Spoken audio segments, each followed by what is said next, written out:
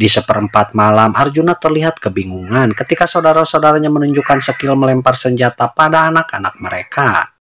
Arjuna masih teringat permintaan Krishna agar Pandawa berharap Bhisma segera tewas. Para prajurit sudah bersiap menyambut fajar di mana perang akan segera dimulai, namun Arjuna masih terlihat bengong dengan pandangan kosong.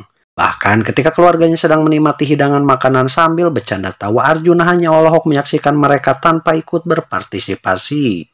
Basudewa menyadari jika Arjuna merasa ragu untuk membunuh Bhisma.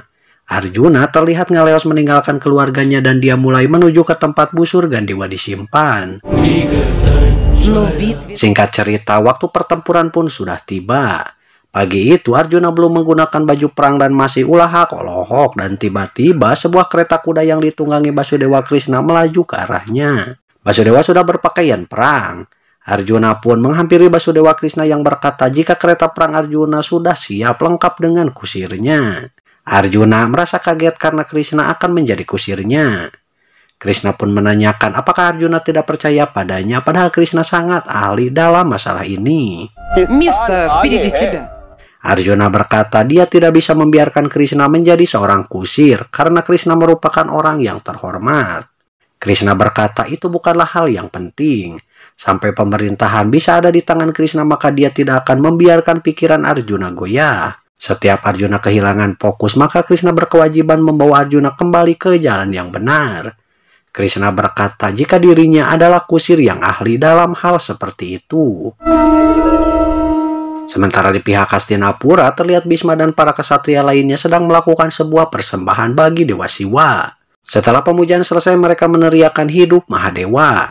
Kemudian bergerak untuk segera memasuki medan pertempuran dengan menenteng senjatanya masing-masing dipimpin oleh Bhisma yang agung. Bhisma pun melewati Karna yang tidak akan ikut bertempur karena telah dia larang.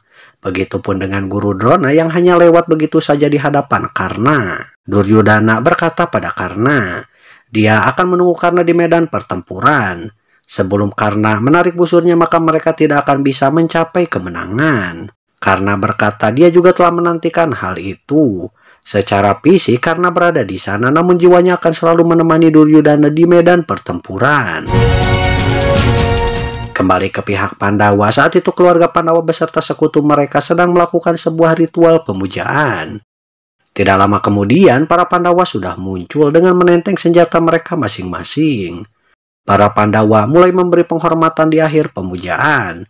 Kemudian mereka meneriakkan hidup Mahadewa. Вся слава Махадеву! Слава Махадеву! Pancali mendoakan Pancakumara beserta Abhimanyu agar mereka diberi kemenangan. Semoga kemampuan perang yang mereka miliki akan membuat anak-anaknya tetap abadi. Pancali mulai melihat jimat di tangan Abhimanyu yang saat itu tidak terlepas lagi. Abhimanyu pun meminta agar Pancali jangan mengkhawatirkannya sambil memandangi istrinya yaitu Uttari. Pangeran Uttara berkata pada Arjuna, dia meyakinkan gurunya itu bahwa Uttara akan pulang dengan membawa kemenangan. Tiba-tiba Ibu Kunti sudah berada di sana. Para Pandawa menghampiri ibu mereka dan memberi hormat, dan Kunti pun mendoakan Pandawa supaya mereka menjadi pemenang. Kemenangan mereka dalam perang ini sudah pasti. Arjuna berkata supaya Kunti menerima salamnya yang terakhir kali. Dia tidak tahu siapa yang akan mati dan siapa yang akan bertahan hidup di perang kali ini. Ibu Kunti berkata musuh mereka adalah musuh seluruh bangsa Arya.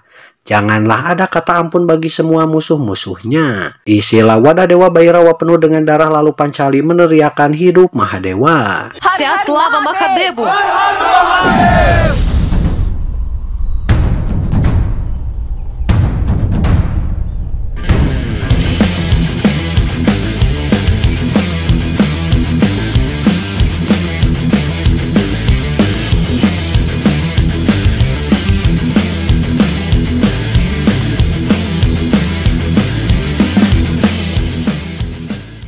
Kini dua pasukan besar dari arah yang berbeda pun sudah menjalan menuju Kurusetra, tempat bagi mereka melakukan pertempuran besar. Kedua pasukan sudah berhadapan lengkap dengan senjata mereka masing-masing dan siap melakukan perang. Arjuna benar-benar berdiri di kereta perangnya dengan kusirnya adalah Basudewa Krishna.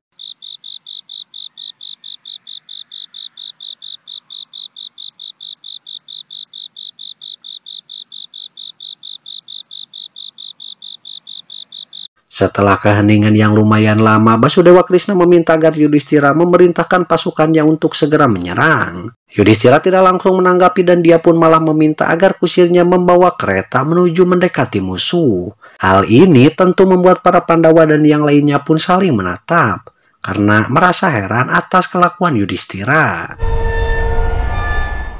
Kusir pun langsung memacu kereta kuda untuk maju ke hadapan musuh.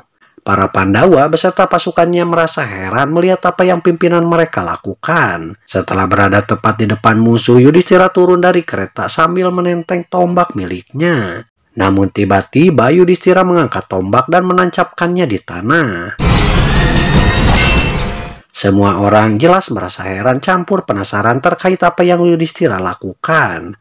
Karena saat ini dia malah berlutut di depan musuh.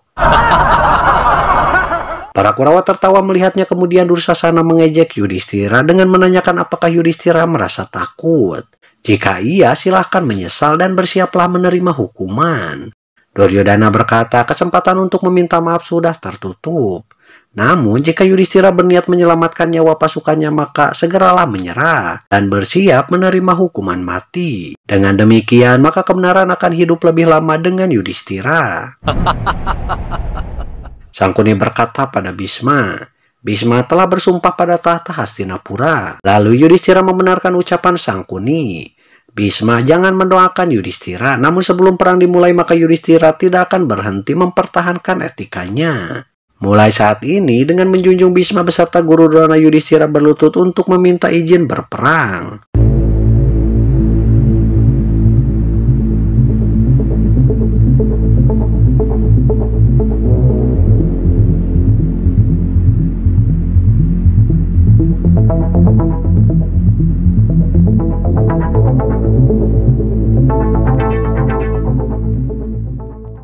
Yudhistira berkata dengan penuh makna.